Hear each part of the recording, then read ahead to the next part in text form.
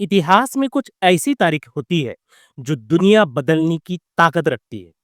5 जनवरी 2026 की रात ऐसी ही एक तारीख थी जब पूरी दुनिया सो रही थी। लैटिन अमेरिका का देश वेनेजुला की राजधानी काराकस में एक ऐसा ऑपरेशन अंजाम दिया जा रहा था जो आज से पहले कभी नहीं सुना गया।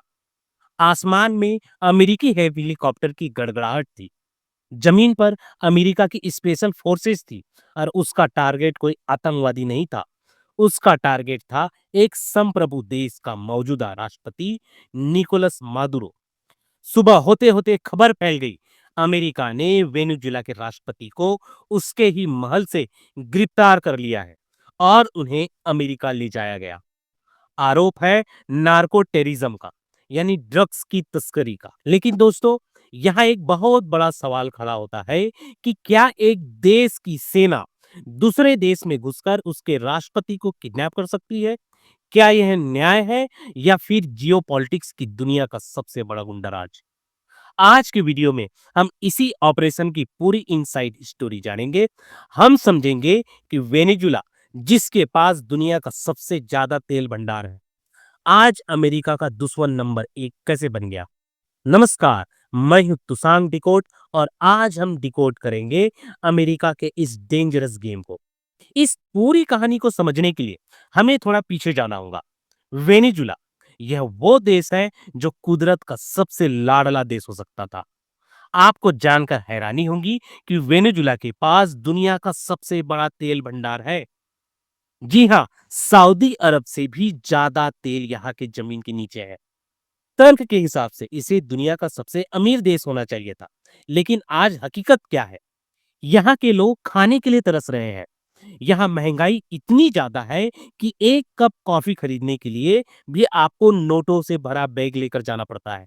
इसकी शुरुआत हुई सन 1999 में, जब ह्यूगो सावेज सत्ता में आए।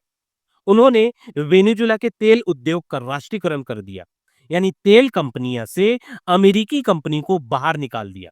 सब कुछ सरकार के हाथ में ले लिया। अमेरिका को यह बात बिल्कुल पसंद नहीं आई। सावेज के बाद 2013 में सत्ता संभाली निकोलस मादुरो ने।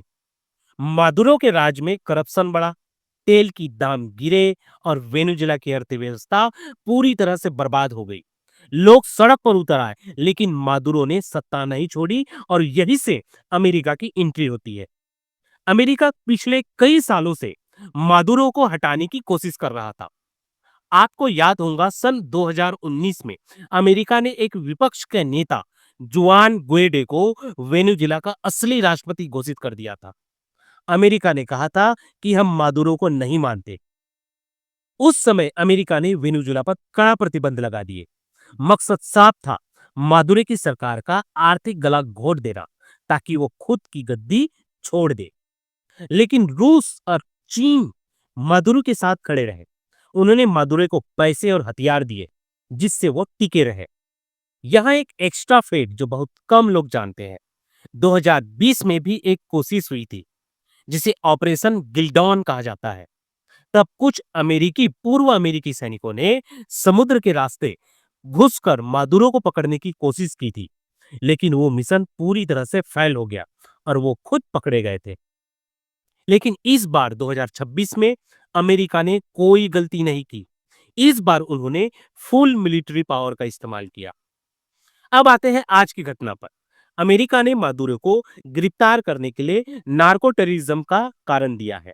अमेरिका के जस्टिस डिपार्टमेंट ने मादुरो पर आरोप लगाया है कि उन्होंने कार्टेल ऑफ द सन नाम के एक ड्रग्स गैंग के साथ मिलकर कोकीन की तस्करी की है। अमेरिका ने उसके सर पर $15 मिलियन, करीब 125 करोड़ का इनाम रखा था। लेकिन सवाल कानून का है। अंतर्राष्ट्रीय कानून और वियना कन्वेंशन के मुताबिक किसी भी देश के हेड ऑफ स्टेट अर्थात राष्ट्राध्यक्ष को डिप्लोमेटिक इम्यूनिटी मिलती है।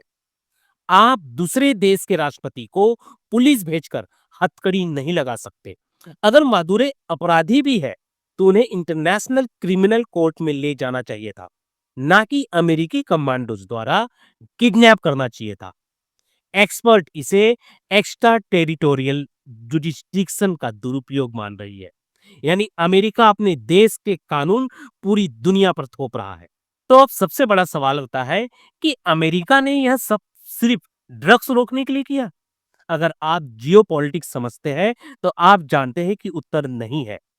इसके पीछे 2 बड़े कारण हो सकते हैं। पहला, द डोलोरो डॉक्ट्रिन। अमेरिका 200 साल पुराना एक नीति को मानता है, जिसे मनोरो डॉक्ट्रिन कहते हैं। इसका मतलब है पूरा अमेरिका महाद्वीप अमेरिका का बैकयार्ड है। यह कोई बाहरी ताकत जैसे रूस या चीन दखल नहीं दे सकती।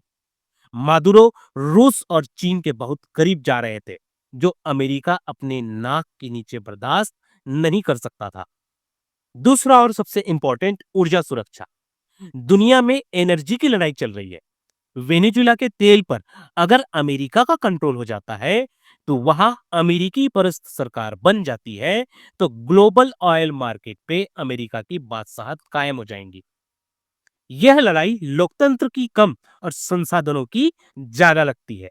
अंत में हमें यह सोचना होगा कि इस घटना का भविष्य में क्या असर होगा।